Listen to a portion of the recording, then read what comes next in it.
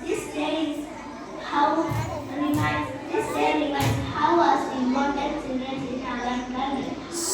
Always remember today's children are the future. Today's children are the keys of futures. He believed in the power of education. Thank you, Jacob.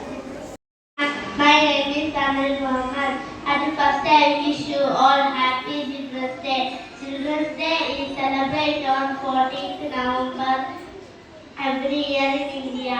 It is the birth anniversary of our first Prime Minister, Pandit Jawaharlal Nehru. He loved to spend time with the children. പ്രിയപ്പെട്ട കൂട്ടുകാരന് നമസ്കാരം. ഇന്ത്യയിൽ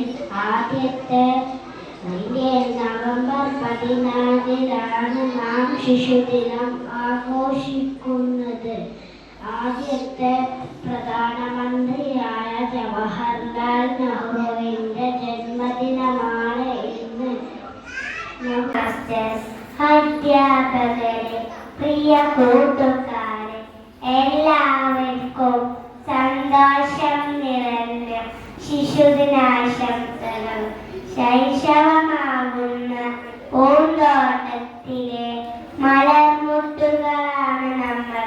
പൂക്കളെ സ്നേഹിച്ചതുപോലെ കുട്ടികളെ സ്നേഹിച്ച മഹാനാണ് ജവഹർലാൽ നെഹ്റു. അദ്ദേഹത്തെ കുട്ടികൾ ചാച്ചാജി എന്ന് വിളിച്ചിരുന്നു. അദ്ദേഹമാണ് ഒന്നാമത്തെ ഭാരതത്തിലെ പ്രധാനമന്ത്രി.